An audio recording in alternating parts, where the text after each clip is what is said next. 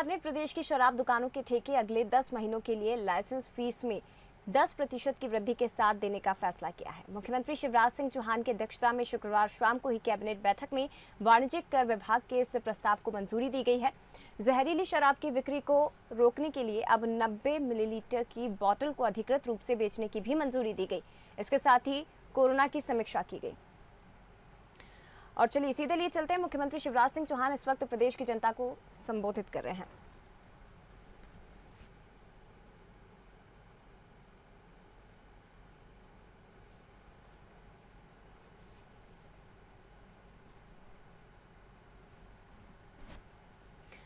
तो मुख्यमंत्री शिवराज सिंह चौहान प्रदेश की जनता से आज चर्चा करेंगे और संभावना है कि कोरोना को लेकर इसके साथ ही जिस तरह से प्रदेश में और परमपिता परमात्मा से ये प्रार्थना करता हूं कि सुख समृद्धि और रिद्धि सिद्धि मध्य प्रदेश और देश की जनता की जिंदगी में आए और कोरोना संक्रमण को हम ठीक से नियंत्रित करके अपनी जनता को राहत दिला पाएं। आज मैं अपने भांजे भांजियों से माफी मांगना चाहता हूं, उनसे जिनका विवाह संपन्न होने वाला था। अक्षय तृतीया पर हजारों की संख्या में पवित्र परिणय के बंधन में हमारे बेटा बेटी बंधते हैं, लेकिन आज कोई विवाह का आयोजन नहीं हुआ क्योंकि कोरोना के संक्रमण को देखते हुए मैंने आपसे अपील की थी कि मई महीने में कोई शादी नहीं, कोई विवाह नहीं। माफ करना मेरे बच्चों, लेकिन जिंदगी ज्यादा महत्वपूर्ण है, इसलिए विवाह ना करने का फैसला किया। जल्दी ही परिस्थितियां सामान्य होंगी और हम आनंद के साथ विवाह जैसे कार्यक्रम भी कर सकेंगे। आज मैं उनको भी याद करना चाहता हूं, उनके चरणों में श्रद्धा के सुमन अर्पित करना चाहता हूं, जो कोरोना संक्रमण के कारण हमसे बिछुड़ गए, हमें छोड़ के चले गए।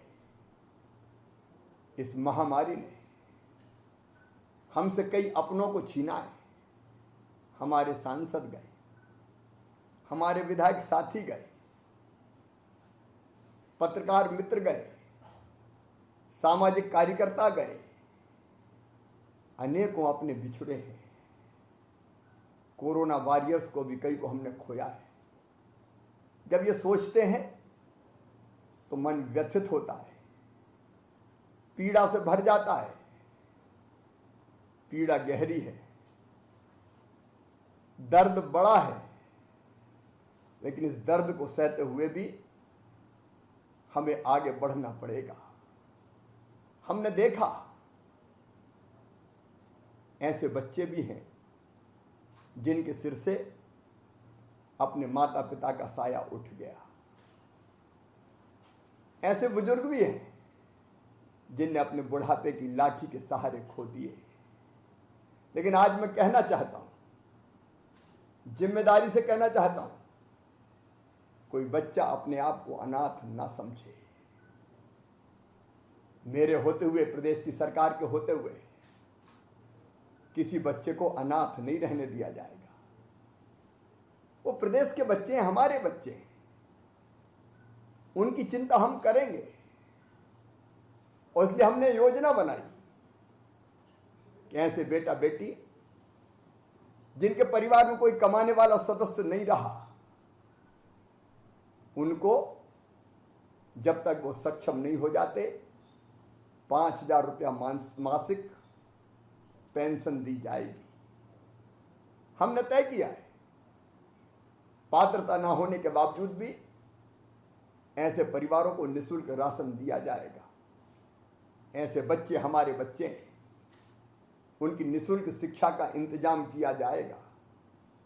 और अगर ऐसे परिवार में कोई सदस्य ऐसा है, पिता नहीं है, मां है या कोई बहन है, भाई है, जो कुछ काम धंधा या व्यवसाय कर सकता है, तो उसको सरकार की गारंटी पर बिना ब्याज का लोन भी काम धंधा प्रारंभ करने के लिए दिलवाया जाएगा। मेरे प्रिय बहनों और भाइयों, कई अपने बिछुड़े हैं, लेकिन आगे तो हमें बढ़ना ही होगा। और इसलिए मैं उनको प्रणाम करते हुए, कोरोना वॉरियर्स, साल भर से ज्यादा हो गया, 1.25 साल लगातार जूझ रहे हैं। हमारे डॉक्टर, हमारा पैरामेडिकल स्टाफ, हमारी सिस्टर्स, चिकित्सा के काम में लगे हुए बाकी मित्र, हमारे पुलिस के साथी, हमारे अधिकारी, हमारे हर विभाग के कर्मचारी, मेरे जनप्रतिनिधि साथीगण, कई पे गर्व होता है। इस समय सेवा के उत्तम उदाहरण उन्होंने प्रस्तुत किया है। राष्ट्रीय स्वयंसेवक संघ के स्वयंसेवक, सेवा भारती के कार्यकर्ता, भारतीय जनता पार्टी के कार्यकर्ता, अन्य दलों के कार्यकर्ता जो इस काम में लगे हैं, मैं उन सबको हृदय से धन्यवाद देता हूं। आप सबके प्रयत्नों से आज मैं ये कह सकता हूं कि मध्य प्रदेश में संक्रमण की दर को घटाने में हम सफल हुए हैं, कामयाब हुए हैं। कभी 24% तक ये संक्रमण की दर पहुंच गई थी। अब 24% से घटते घटते अगर कल की हम संक्रमण की दर देखें तो ये 11.8% हो गई है। अगर साप्ताहिक पॉजिटिविटी संक्रमण की दर देखी जाए तो ये भी 14.8% है। कल जो पॉजिटिव केस आए उनकी संख्या 8,087 है। हम 13,500 तक पहुंच गए थे। रोज लगातार धीरे धीरे, तेजी से नहीं घट रहे, लेकिन धीरे धीरे पॉजिटिव केस की संख्या लगातार कम होती जा रही है। लेकिन मैं निवेदन करना चाहता हूं, हमने अभी लंबी लड़ाई लड़नी है। ये ना समझे कोई कि नहीं अब राहत के दिन आ गए, लंबा सफर तय करना है, लंबी लड़ाई लड़नी है। ये जो परिस्थिति बनी ये भी कोई मेरे कारण नहीं बनी कि अब संक्रमण नियंत्रित है, अस्पतालों में बिस्तर की जगह है, ऑक्सीजन की पर्याप्त आपूर्ति है, इंजेक्शन जैसी व्यवस्थाएं हम करते जा रहे हैं, दवाइयों का इंतजाम हुआ है। और इस सारे इंतजाम के लिए मैं भारत के प्रधानमंत्री श्रीमान नरेंद्र मोदी जी को हृदय से धन्यवाद दूंगा।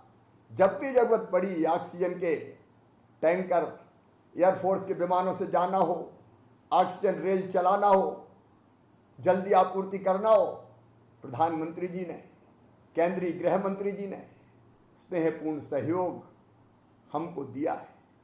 लेकिन मैं आपसे कह रहा हूं, ये लड़ाई अगर हम आज जीतने की तरफ आगे बढ़ रहे हैं तो आपके कारण, क्योंकि आपने संयम का परिचय दिया, आपने धैर्य का परिचय दिया।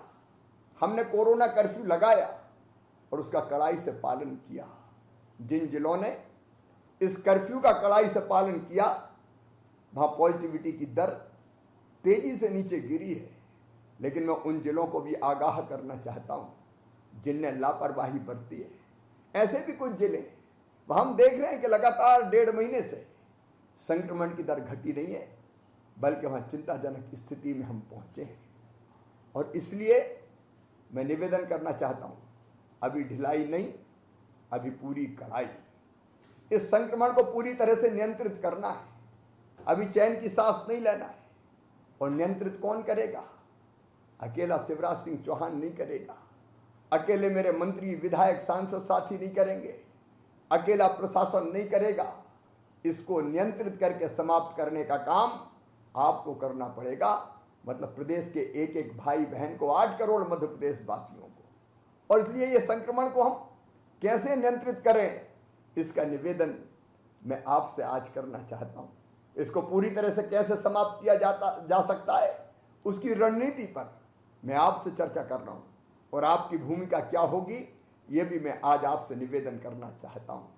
देखिए, संक्रमण को पूरी तरह से समाप्त करना है तो हमारी रणनीति है। उसके 5 महत्वपूर्ण हिस्से हैं।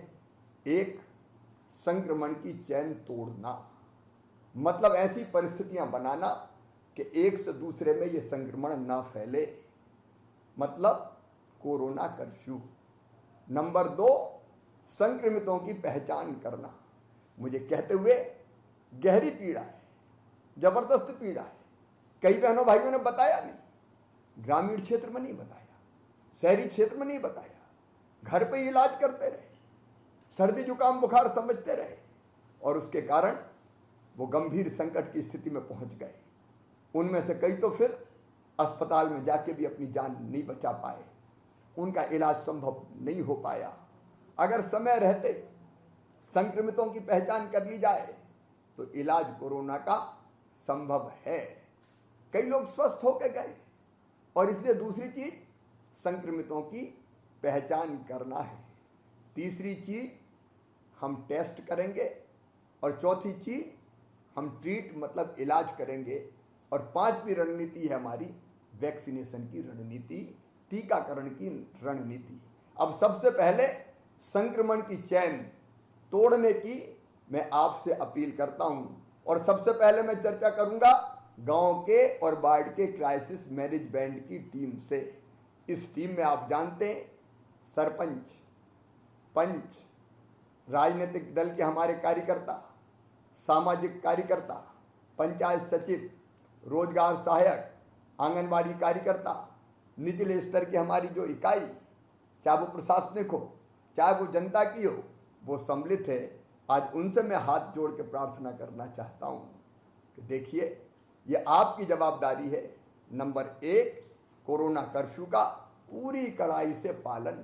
क्या शिवराज भोपाल से कर सकता है? क्या हमारे विधायक सांसद जी अपने यहाँ से कर सकते हैं? ये नहीं कर सकते। कोई कलेक्टर नहीं करवा सकता कोई कमिश्नर नहीं करवा सकता। ये आपको करना है। आपके गांव में और आपके वार्ड में कोरोना कर्फ्यू का ढंग से पालन किया जाए, तभी संक्रमण की चैन टूटेगी। दुनिया में इसके अलावा और कोई रास्ता है ही नहीं। सारी दुनिया में जहां भी संक्रमण की चैन टूटी है, आपस का मिलना जुलना बंद करके ही टूटी है। इसलिए 1 नंबर का काम जो आपको करना है, संक्रमण की चैन मतलब कोरोना कर्फ्यू का पालन कराना है। गांव की और बाढ़ की जो हमारी टीम है, उससे मैं कहना चाहता हूं, दूसरा काम आपको करना है, घर घर सर्वे हो रहा है। किल कोरोना अभियान हमने चलाया हुआ है। घर घर सर्वे करने हमारे नीचे गांव में हमारे स्वास्थ्य कार्यकर्ता, आंगनबाड़ी कार्यकर्ता, आशा कार्यकर्ता, रोजगार सहायक, उनकी कई टीमें बनी हैं। आप जानते हैं, मेरे विधायक साथी जानते हैं, मेरे सांसद मित्र जानते हैं। वो टीम घर घर जा रही है, लेकिन वो टीम क्या अकेली सफल हो पाएगी? कई बार ऐसे प्रसंग भी आए हैं कि टीम जाके द्वार खटखटाती है तो लोग घर के बताते नहीं हैं, छुपाते हैं, दरवाजा नहीं खोलते, कुछ जगह इनकार कर देते हैं। मैं कहना चाहता हूं गांव के क्राइसिस मैनेजमेंट की टीम से, मेरे मित्रों, मेरे प्रिय बहनों और भाइयों, आप में से कुछ लोग उस टीम के साथ जाओ, आप भी कुंडी खटखटाओ और लोगों से अपील करो कि मत छुपाओ, बताओ सर्दी जुकाम बुखार खांसी है तो इलाज संभव है ना, हम इलाज करेंगे। मुझे कहते हुए दुख है कि कई लोगों ने नहीं बताया। सर्दी जुकाम बुखार का कहीं झोला छाप डॉक्टरों से इलाज कराते रहे और झोला छाप डॉक्टरों ने कई जगह इलाज करके मनचाही दवाइयां देती और बाद में पता चला कि धीरे धीरे फेफड़े उनके संक्रमित होते रहे और ऐसी स्थिति आई कि ऑक्सीजन का सैचुरेशन कम हो गया और अंततः उनको अस्पताल में या तो ऑक्सीजन पे आना पड़ा या फिर वेंटिलेटर पे जाना पड़ा। मैं प्रार्थना करता हूं गांव के क्राइसिस मैनेजमेंट ग्रुप की टीम से, कोई गांव में नीम हकीम से इलाज न करवाए, ऐसे झोला छाप डॉक्टर से इलाज न करवाए। आप सर्वे करें, सर्वे में सर्दी जुकाम खांसी के पेशेंट मिलते हैं, उनको तत्काल निःशुल्क दवाई हम दे रहे हैं। कोरोना के तत्काल दवाई का किट देना है, वो दवाई खिलानी है और उनको घर में होम आइसोलेट करना है, उनका टेस्ट कराना है। मैं कलेक्टर्स को निर्देश दे रहा हूं, प्रभारी मंत्री देके टेस्ट में कोई कमी नहीं रहनी चाहिए। जितनी जरूरत है टेस्ट करो, चिंता की बात नहीं है। ज्यादा संक्रमित निकलेंगे तो निकलेंगे, हम पहचान तो लेंगे समय पे, और पहचान के उनका इलाज तो कर लेंगे। इसलिए उनका टेस्ट करना, जब तक टेस्ट की रिपोर्ट ना आए, घर आइसोलेट करना मतलब अलग रखना, और घर में जगह ना हो तो ये भी मैं गांव के क्राइसिस मैनेजमेंट ग्रुप से कह रहा हूं कि क्वारंटाइन सेंटर पंचायत भवन में, स्कूल में अब बनाओ ना। चाय नाश्ता भोजन पानी दवाई सबकी व्यवस्था हम कर रहे हैं। उसके लिए मैं आपको वचन देता हूं, हम धन की कोई कमी नहीं आने देंगे। और अगर लगता है कि तबीयत थोड़ी और ज़्यादा खराब है तो कोविड केयर सेंटर, आज 350 के आसपास कोविड केयर सेंटर खुले हुए हैं। आज मैंने समीक्षा की 25% बेड भरे हुए हैं, बाकी बेड खाली हैं। तो हमने कहा के लिए ये कोविड केयर सेंटर बना है, आप वहाँ ले जाओ ना। या तो घर में ठीक से होम आइसोलेशन, इसकी व्यवस्था कौन देखेगा? क्या अकेला मैं देख सकता हूँ? आपको देखना है गांव के क्राइसिस मैनेजमेंट ग्रुप को। होम आइसोलेशन में उसकी पूछताछ फोन से की जाती 2 बार, वो पूछताछ ठीक से हो रही कि नहीं हो रही, कोई दिक्कत तो नहीं है। आप भी चेक करते रहिए।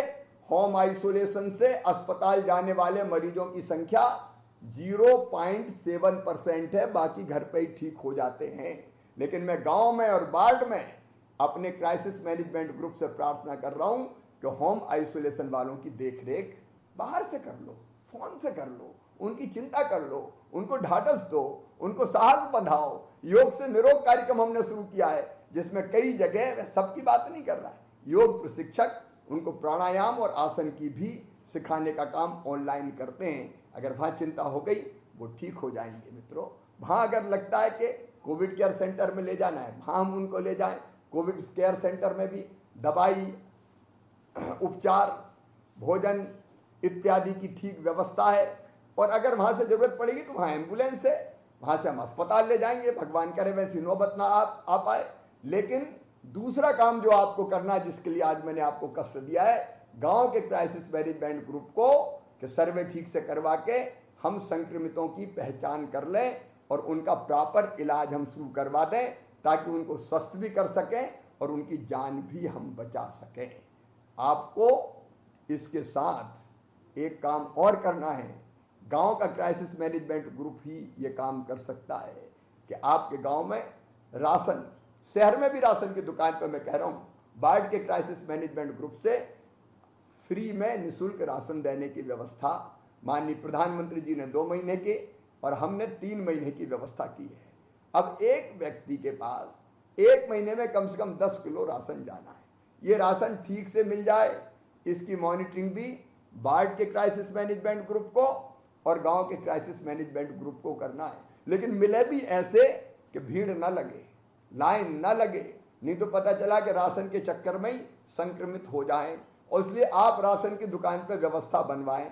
सारे कलेक्टर सुन रहे हैं, प्रभारी मंत्री जी निर्देश देंगे। ये जैसा क्राइसिस मैनेजमेंट ग्रुप तय करे उसके हिसाब से राशन के वितरण की व्यवस्था होनी चाहिए, जिससे भीड़ भी ना लगे, संक्रमण भी ना फैले और पर्याप्त मात्रा में राशन की व्यवस्था हो जाए। ये काम भी अभी क्राइसिस मैनेजमेंट ग्रुप को ही देखना है। इनके अतिरिक्त अगर गांव में संक्रमण है तो उस घर को आपको अलग थलग करना है, ताकि उस घर के लोग घूम के बाकी गांव में ना फैलाएं। प्यार से समझा बुझा के, और वो भी मानेंगे और परिवार के अन्य सदस्य साथ ना रहे।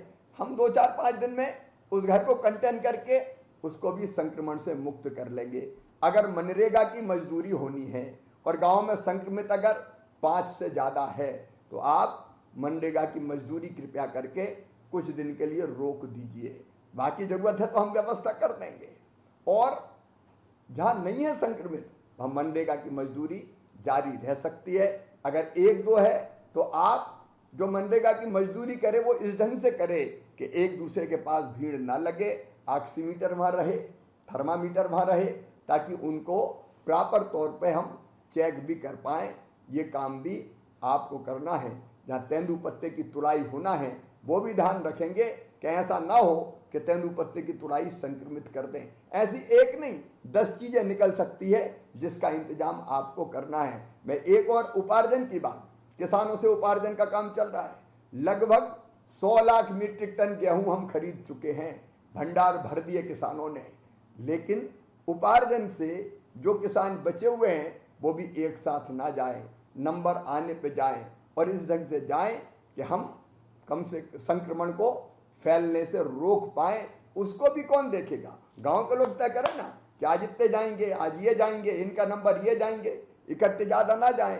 ऐसे अनेकों उपाय। और एक काम और दे रहा हूं मैं अभी आपको, जिसको ऊपर से विधायक मॉनिटर करेंगे, सांसद मॉनिटर करेंगे कि पेयजल की समस्या अगर कहीं हो तो आप तत्काल ब्लॉक के क्राइसिस मैनेजमेंट ग्रुप को बताइए। वहाँ विधायक जी हैं, विधायक जी के साथ साथ सीओ जनपद पंचायत है, एसडीएम है, बाकी सांसद प्रतिनिधि या सांसद जी हैं, ये लोग तत्काल व्यवस्था करेंगे। मैं यहाँ से कलेक्टर्स इत्यादि को सारे निर्देश दे रहा हूँ ताकि पीने के पानी का इंतजाम ठीक से हो जाए और इन परिस्थितियों में जनता को कोई दिक्कत और परेशानी ना हो। ये छोटे काम लेकिन बहुत महत्वपूर्ण है, ये क्राइसिस मैनेजमेंट ग्रुप को करना है। आज एक फैसला और मैं कर रहा हूँ कि क्राइसिस मैनेजमेंट ग्रुप की टीम से एक स्वास्थ्य समिति भी हम बना देंगे। ये स्वास्थ्य समिति, इसमें 3 जनता के प्रतिनिधि रहेंगे और 2 शासकीय रहेंगे और चौकीदार को हम ये जवाबदारी दे रहे हैं कि गांव में सर्दी जुकाम बुखार है तो वो तत्काल सूचित करे। ये सूचना देने का काम बरसों से हमारे चौकीदार साथी करते रहे हैं ताकि वहाँ टीम भेज के सर्वे करवाया जा सके। ये स्वास्थ्य समिति स्वास्थ्य की चिंता करे, चौकीदार सूचना देने का काम करे। और इस समिति में क्राइसिस मैनेजमेंट की आज मैं गांव के पटेल को, मुकद्दम को, तड़वी को, जो बहुत महत्वपूर्ण भूमिका का निर्वाह गांव में करते हैं, उनको भी जोड़ने का निर्देश दे रहा हूं। ये हो गया गांव का क्राइसिस मैनेजमेंट ग्रुप का काम। बाढ़ के क्राइसिस मैनेजमेंट ग्रुप को घर घर सर्वे नहीं हो रहा शहर में, नगर पंचायत में तो हो रहा है, नगर पालिका नगर निगम में घर घर सर्वे नहीं हो रहा। वहाँ कोविड सहायता केंद्र खोले हैं, फीवर क्लिनिक खोले हैं। सर्दी जुकाम बुखार है, आप गाड़ी घुमाइए, अपील कीजिए कि किसी को जरूरत है, नगर निगम नगर पालिका गाड़ियां घुमाएं, आपके गाइडेंस पे घुमाएं और वो ये बताएं कि कोविड केयर सेंटर पर अगर सर्दी जुकाम बुखार है तो तत्काल आएं, वहाँ टेस्ट भी हो जाएगा, दवाइयों का वितरण भी हो जाएगा। बाकी होम आइसोलेशन इत्यादि की व्यवस्था जैसे गांव में मैंने बताई है, वैसे ही बाढ़ की क्राइसिस मैनेजमेंट समिति को करना है। ब्लॉक की क्राइसिस मैनेजमेंट कमेटी का काम है विधायक की लीडरशिप में अपनी बाकी टीम के साथ पूरे ब्लॉक में कोरोना कर्फ्यू का ठीक ढंग से पालन हो। हमारी क्राइसिस मैनेजमेंट कमेटी ब्लॉक की देखेगी कि ब्लॉक में कौन से गांव हैं जहां संक्रमण फैला है, उन गांवों में माइक्रो कंटेनमेंट एरिया बनाना, वहाँ दवाई इत्यादि का बेहतर इंतजाम करना। जो हमारा ब्लॉक का चिकित्सालय है, चाहे वो सामुदायिक स्वास्थ्य केंद्र हो, चाहे वो प्राथमिक स्वास्थ्य केंद्र हो, उसकी व्यवस्थाएं देखना। कोविड केयर सेंटर की सारी व्यवस्थाओं का निरीक्षण करके उनको सुचारू बनाए रखने के काम में पूरी तरह से गाइड करना, मार्गदर्शन करना, ताकि वहाँ ठीक व्यवस्थाएं बनी रहे और दवाइयों से लेके बाकी सारी व्यवस्थाएं गांव में ठीक बनी रहे। इसकी भी मॉनिटरिंग हमारे ब्लॉक के क्राइसिस मैनेजमेंट ग्रुप को करना है। पीने का पानी से लेके मनरेगा की मजदूरी तक, राशन ठीक से गांव तक पहुंचा कि नहीं, गांव में पहुंच जाए तो गांव में गांव की क्राइसिस मैनेजमेंट कमेटी देखेगी, उसका इंतजाम भी ब्लॉक की हमारी क्राइसिस मैनेजमेंट कमेटी को करना है। और कुल मिला के ब्लॉक में संक्रमण को खत्म करने के लिए जो आवश्यक उपाय है वो ब्लॉक की क्राइसिस मैनेजमेंट कमेटी को करना है। जिले की क्राइसिस मैनेजमेंट कमेटी का काम है कि वो पूरे जिले में कोरोना कर्फ्यू लागू करे और उसके साथ साथ ये सारी व्यवस्था, आपको जिला अस्पताल की व्यवस्थाएं देखना है, मेडिकल कॉलेज है तो कमिश्नर के साथ मिलके वहाँ की व्यवस्थाएं देखना है।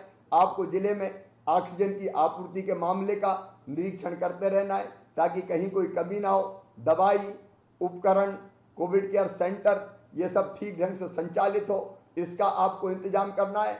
और कहीं से भी कोई प्रशासनिक दिक्कत जनता को ना हो, इसका इंतजाम भी हमारे जिले के क्राइसिस मैनेजमेंट कमेटी को, जिसमें प्रभारी मंत्री, सांसद, विधायक, कलेक्टर, एसपी, सामाजिक राजनीतिक कार्यकर्ता और अन्य प्रमुख स्वयंसेवी संस्थाओं के लोग सम्मिलित है, वो करें। मैं बार बार इस ड्यूटी को कलेक्टर्स को भी बता चुका हूँ। कलेक्टर्स को मैं साफ कह रहा हूँ कि भाई देखो, किसी भी कीमत पर जनप्रतिनिधियों के साथ मिलके इस संक्रमण की चैन को तोड़ के अपने जिले में कोविड को नियंत्रित करके दिखाना है। मैं पहले भी कह चुका हूं कि जहां लापरवाही हुई वहां दिक्कत हुई और जहाँ चुस्ती से काम हुआ वह संक्रमण की दर 5% के नीचे भी चली गई है। इसलिए जिले की टीम इस पर विशेष रूप से ध्यान देगी।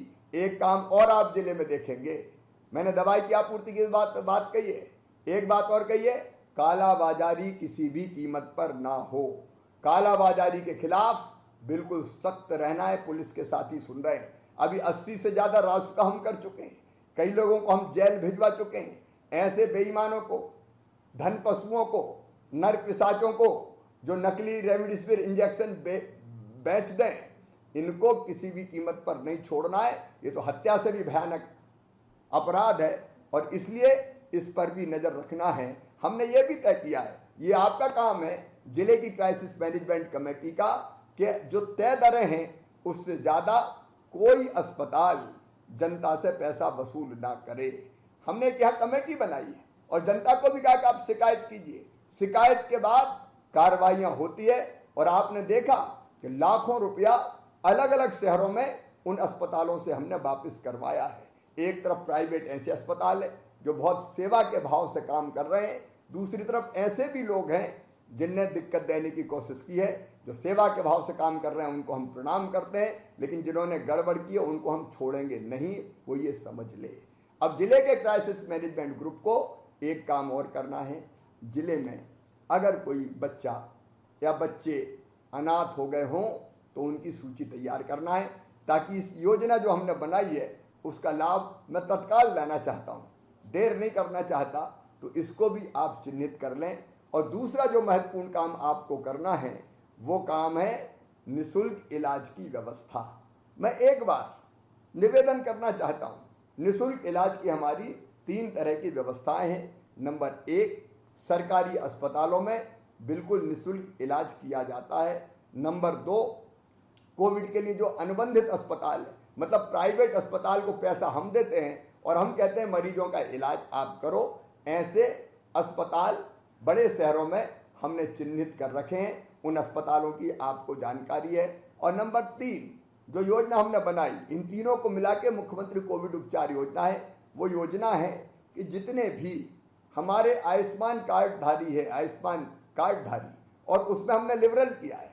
मैं एक बार अपने विधायक मित्रों को भी बताना चाहता हूं कि अगर किसी परिवार में एक आयुष्मान कार्ड है तो बाकी सभी सदस्यों के तत्काल आयुष्मान कार्ड बना दिए जाएंगे और उनका इलाज निःशुल्क किया जाएगा। पात्रता किसी को आती छूट गया है तो उसके भी बना दिए जाएंगे। अपनी कोशिश ये है मित्रों कि संकट के समय गरीबों का, मध्यम वर्गीय, निम्न मध्यम वर्गीय बहनों और भाइयों का इलाज हम निःशुल्क करवा पाएं। और मुझे खुशी है कि केवल, मुझे संख्या भी एकदम ध्यान नहीं आ रही, कोई 80-83 अस्पताल प्राइवेट ऐसे बचे हैं जो अभी इस योजना में सम्मिलित नहीं हुए। बाकी सारे अस्पतालों ने, क्योंकि हमने अच्छा पैकेज दिया है, 5,000 रुपया पर डे, 7,000 रुपया पर डे, अलग अलग तरह के जो पलंग है उनके लिए, और एकदम जो आइसोलेशन बेड है उनके लिए अलग है। वो रेट मैं नहीं बता रहा, वो लिखा हुआ आपको मिल जाएगा, लेकिन ये पैकेज अस्पतालों को दे रहा है।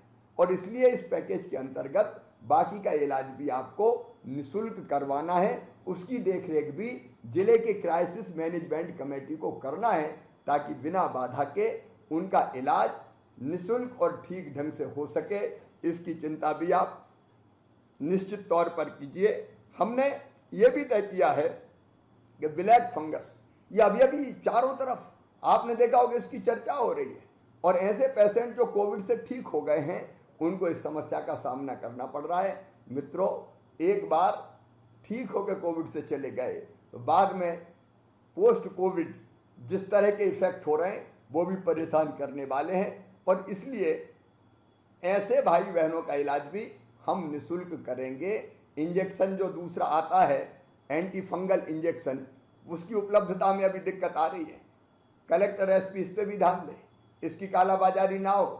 हम संपर्क कर रहे हैं कंपनियों से और कोशिश कर रहे हैं कि वो इंजेक्शन भी आ जाए, लेकिन इस बीमारी का इलाज भी हम निःशुल्क करेंगे। एक चीज़ और आज हमने तय की है कि हमारे जो कोविड केयर सेंटर हैं इनको पोस्ट कोविड केयर सेंटर भी बना दिया जाएगा। अगर घर पे ठीक होने के बाद थोड़ी दिक्कत पेशेंट को हो रही है तो वो कोविड केयर सेंटर पे आ जाए, डॉक्टर उसकी देखरेख करेंगे और अगर ज़रूरत पड़ेगी तो उसको इलाज के लिए उचित अस्पताल में भेजने का इंतजाम करेंगे। इस पीड़ा से भी हमें अपने बहनों और भाइयों को बचाना है। नर्स जो अस्पताल है उनमें इलाज की पर्याप्त व्यवस्थाएं हो जाएं, इसलिए हमने तय किया है कि 1 महीने के अंदर 800 डॉक्टर, 800 नर्स और 800 टेक्नीशियंस की भर्ती हम युद्ध स्तर पर करेंगे, ताकि स्टाफ की कोई दिक्कत ना आए। सारे अस्पतालों में इलाज की बेहतर व्यवस्था के लिए अभी हमने आकलन किया है, पूरे मध्य प्रदेश में 5000 ऑक्सीजन बिस्तर अभी बढ़ाए जा रहे हैं। ये नहीं है कि केस कम हो रहे हैं तो हम ऑक्सीजन बिस्तर कम कर दें, हम बढ़ाते रहेंगे ताकि भविष्य की किसी भी चुनौती का हम मुकाबला कर सकें। 5000 ऑक्सीजन बिस्तर के साथ साथ 1000 एचडीयू और आईसीयू बेड बढ़ाने का भी हमने फैसला किया है, और बच्चों के लिए भी 500 बिस्तर हम आरक्षित करके रखेंगे। अलग अलग जगह जहाँ संभव है बच्चों का वार्ड बनाने के भी मैंने निर्देश दिए हैं, ताकि कोई चुनौती अगर भविष्य में आए तो उसकी भी हम ठीक ढंग से व्यवस्था कर सकें। एक चीज और है जो हमको करना पड़ेगी मिलके, अस्पतालों में वार्ड का माहौल ठीक होना चाहिए, क्योंकि चारों तरफ पेशेंट ही पेशेंट रहते हैं। एक का दर्द दूसरा देखता है तो कई बार मानसिक अवसाद में आ जाता है, और वैसी स्थिति में उसको ठीक होने में और दिक्कत होती है। तो उस अस्पताल के वार्डों का भी हम ठीक प्रबंधन कर सकें, ये सुझाव मेरे पास कई जगह से आए हैं। इसलिए अतिरिक्त लोगों की भर्ती के साथ साथ मैं एक भावपूर्ण अपील करना चाहता हूँ, वो मित्र जो कोविड से ठीक हो गए, जिनकी एंटीबॉडी बन गई है, क्या वो कोरोना वॉरियर्स बन सकते हैं? क्या अपनी सेवाएं कुछ निश्चित सीमा तक, कुछ निश्चित मर्यादाओं में वो कोविड के पेशेंट्स के लिए दे सकते हैं? अगर ऐसे कुछ साथी निकलते हैं तो मैं उन्हें आमंत्रित करता हूं कि वो अपने नाम भेजे, रजिस्ट्रेशन कोरोना वॉलंटियर्स के नाते करवाएं। हम उनकी ड्यूटी भी लगाने का प्रयास कर सकेंगे, ताकि हमारे बाकी जो पेशेंट्स हैं उनका इलाज हम सुनिश्चित कर सकें। हमारे जो कोरोना वॉरियर्स काम कर रहे हैं, डॉक्टर्स, नर्स, पैरामेडिकल स्टाफ, उनको बाद में सम्मान करने का और एक मुश्त सम्मान निधि देने की भी एक योजना मैं बना रहा हूँ। आज हमने तय किया कि हमारे पत्रकार मित्र जो फ्रंटलाइन वर्कर की तरह है, जो जनता तक जानकारियां पहुंचाने का काम करते हैं, और उसमें केवल अधिमान्यता प्राप्त पत्रकार नहीं, उनके अलावा भी पत्रकार, ये वीडियोग्राफी करने वाले, ये फोटो खींचने वाले, जो दिनों रात दौड़ते रहते हैं, चाहे वो प्रिंट मीडिया के, इलेक्ट्रॉनिक मीडिया के हों या डिजिटल मीडिया के हों, उनका इलाज भी निःशुल्क किया जाएगा। कर्मचारी बहनों और भाइयों, आपकी भी मैं चिंता कर रहा हूँ, क्योंकि फ्रंटलाइन वर्कर में हमारे कई कर्मचारी अलग अलग विभागों के काम कर रहे हैं। अलग अलग योजना बनाने के बजाय उनके लिए एक योजना बनाने का मैंने फैसला किया है, वो जल्दी हम सामने लेके आएंगे। और किसान भाइयों, अभी आपको जो ऋण चुकाना था 0% ब्याज पर, उस ऋण की अंतिम तिथि 31 मई हमने की थी। अब 30 जून तक भी वो 0% ब्याज पर अपने ऋण की अदायगी कर पाएंगे। ये फैसला भी हमने किसानों के हित में लिया है। उपार्जन जारी रहेगा, हम किसानों का पूरा उत्पाद खरीदेंगे। हमारे जो छोटे छोटे व्यवसायी भाई और बहन हैं, स्ट्रीट वेंडर जिनको हमने कहा है, उनके खाते में शहरी स्ट्रीट वेंडर के 1,000 रुपया भी हमने डाला है। ग्रामीण स्ट्रीट वेंडर के खाते में भी जल्दी 1,000 रुपया हम डालने वाले हैं। और ज़रूरत अगर पड़ी तो स्ट्रीट वेंडर जो छोटे छोटे दुकानदार हैं, उनके खाते में और राशि हम डालने का काम करेंगे। मेरे बच्चे जो 10th के बोर्ड का एग्जाम देने वाले थे, उनकी 10वीं की परीक्षा अब नहीं होगी। मूल्यांकन के आधार पर ही उनको मार्कशीट दे दी जाएगी। और बाद में अगर भविष्य में कोई ये चाहेगा कि मुझे 10वीं की परीक्षा में कोई अच्छे अंक लाना है, तो वो बाद में कभी परीक्षा दे सकेंगे। 12वीं की परीक्षा जो बोर्ड की परीक्षा होती है, बच्चों के कैरियर के लिए जो महत्वपूर्ण होती है, वो 12वीं की परीक्षा भी अब हमने स्थगित कर दी है। बाद में जब परिस्थितियां सामान्य होगी, क्योंकि परीक्षा से महत्वपूर्ण मेरे बच्चों की जिंदगी मेरे लिए है। जब परिस्थितियां सामान्य होगी तो उन सामान्य परिस्थितियों में 20 दिन का समय देके ये परीक्षाएं आयोजित कर ली जाएगी, ताकि हमारे बच्चे सुरक्षित रह सकें। महिला सेल्फ हेल्प ग्रुप जो बहुत अद्भुत काम करता है, उनके भी हम साथ खड़े हैं। उनको अनेक कामों से हमने जोड़ा है, लेकिन अब जन जागरण अभियान के लिए महिला सेल्फ हेल्प ग्रुप का पूरी तरह से उपयोग हम करेंगे। मैं विधायक मित्रों से कहना चाहता हूं कि कोई जागरण रथ हम बनाएंगे जो जन जागरण का काम करे। और जन जागरण में चाहे वो इलाज का मामला हो, संक्रमण फैलने से रोकने का मामला हो, कोरोना कर्फ्यू के पालन का मामला हो, उनका सबके बारे में वो अपील करेंगे। ऐसी योजना भी हम बना रहे हैं ताकि हम जनता को ढंग से एजुकेट कर सकें। और कुछ लोग वैक्सीन के बारे में भ्रम फैलाने का काम कर रहे हैं, उस भ्रम को भी दूर करने का हमको पूरा प्रयास करना होगा। वैक्सीनेशन के मामले में मैं अलग से किसी दिन जनता के बीच में चर्चा करूंगा। इतना मैं आज जरूर बताना चाहता हूं कि हमने अपने 18 साल से ऊपर के बच्चों के वैक्सीनेशन के लिए 5,29,00,000 डोज का ऑर्डर दिया है। कंपनियां एक सीमा तक डोजेज की पूर्ति अभी कर पा रही है, लेकिन इस महीने अभी हमें 10 लाख डोज और इन बच्चों के लिए मिलेंगे। 45 प्लस के लिए अलग से डोज है, तो उसकी पूरी रणनीति पर मैं अलग से चर्चा करूंगा। लेकिन कम से कम उसके मामले में कोई भ्रम ना रहे, इसकी कोशिश हमको निश्चित तौर पर करनी पड़ेगी। मित्रों, अनेकों काम है जो हमें करने हैं। एक मैं कहना चाहता हूं, आज अभी ऐसी स्थिति नहीं है कि हम ये कह सके कि संक्रमण को हमने पूरी तरह से काबू में कर लिया है। अभी हमारे यहाँ साप्ताहिक संक्रमण की दर मैंने 14% के आसपास बताई थी और कल की 11.8%। और इसलिए आज वो समय नहीं आया है कि हम कोरोना कर्फ्यू में कोई ढील दें।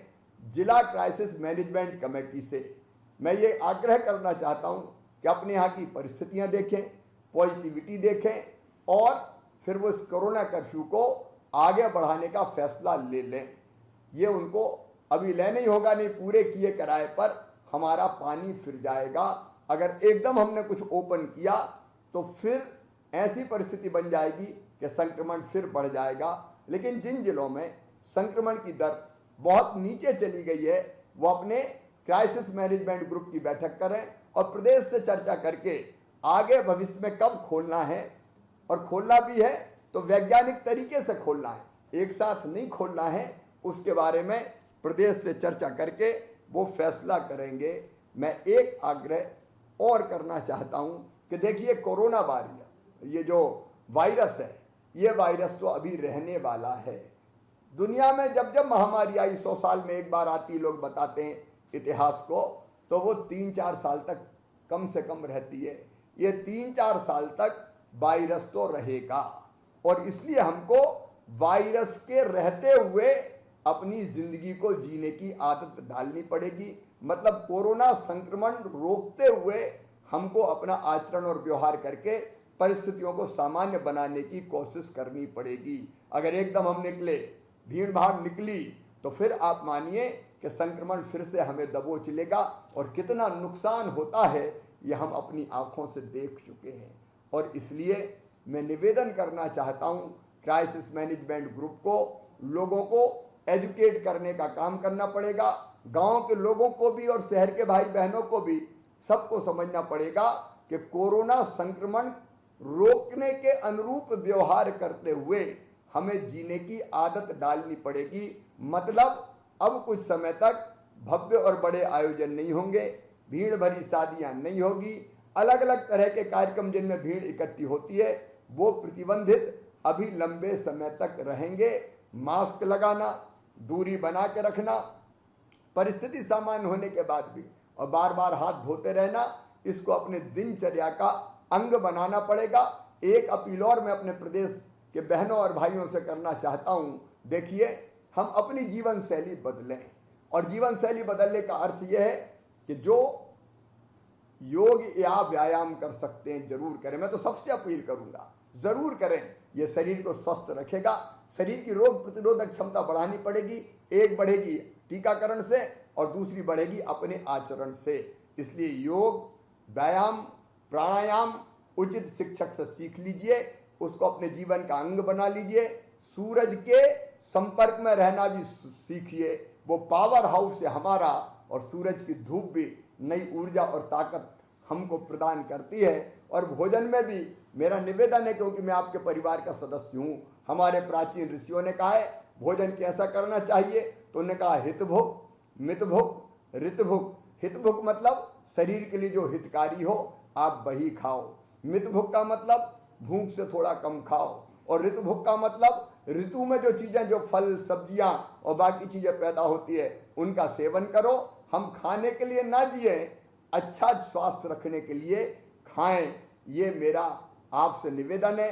और एक बात और, हम ऑक्सीजन प्लांट लगा रहे हैं, 100 से ज्यादा ऑक्सीजन प्लांट पूरे मध्य प्रदेश में लग रहे हैं। युद्ध स्तर पर लगाने का हम प्रयास करेंगे। इनमें से अनेकों जून में ही प्रारंभ हो जाएंगे, ये हमारी कोशिश है, क्योंकि आगे ऐसे संकट को हम आने नहीं देंगे। उसके लिए हम दिन और रात काम कर रहे हैं। लेकिन ऑक्सीजन का सबसे बड़ा प्लांट है तो वो तो है पेड़ पौधा। मैं रोज आजकल एक पौधा बिना किसी गैप के लगाता हूं। आप अपने जीवन में पेड़ लगाने को, मतलब ऑक्सीजन प्लांट लगाने को एक आवश्यक स्थान दीजिए।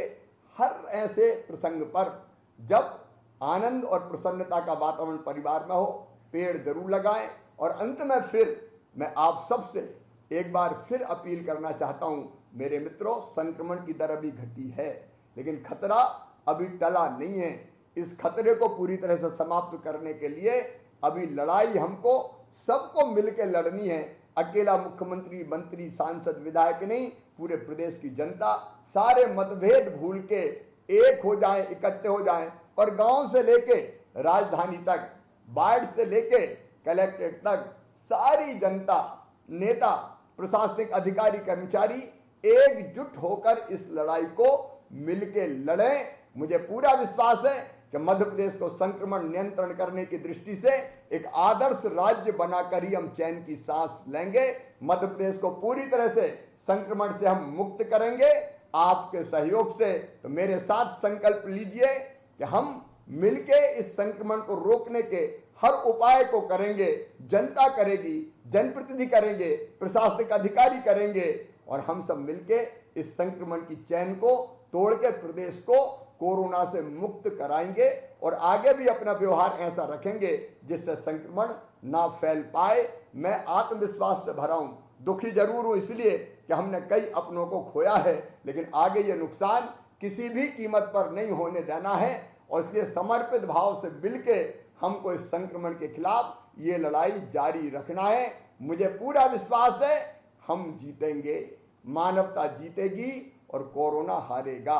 अंत में परमात्मा से, भगवान से यही प्रार्थना करते हुए कि हे भगवान, हमें असदोमा सदगमय, असत से सत की ओर, तमसोमा ज्योतिर्गमय, अंधकार से प्रकाश की ओर और मृत्योर्मा अमृतम गमय, मृत्यु से अमृत की ओर ले चल। और यही प्रार्थना करते हुए कि सर्वे भवन्तु सुखिनः, सर्वे सन्तु निरामया, सर्वे भद्राणि पश्यन्तु, माँ कश्चित् दुर्भाग भवेत्। सब सुखी हो, सब निरोग हो, सबका मंगल हो, सबका कल्याण हो। लेकिन याद रखें, ये तब होगा जब हम मिलके ऐसा प्रयास करेंगे, हम सफल हो, यही प्रार्थना है।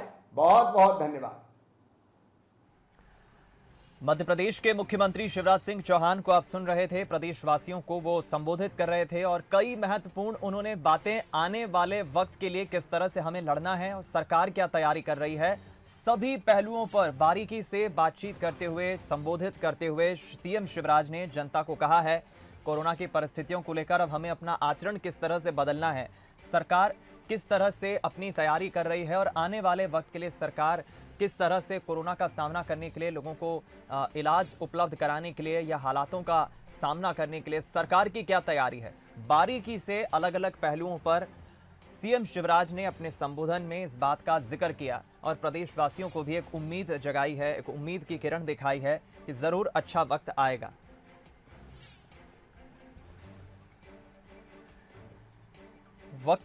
इस वक्त पूरे जिस तरह से देश में कोरोना महामारी अपनी तेजी से पैर पसार चुकी है, उसको लेकर मुख्यमंत्री शिवराज सिंह चौहान ने एक भरोसा दिलाया है प्रदेश की जनता को कि जल्द ही हालात सामान्य होंगे।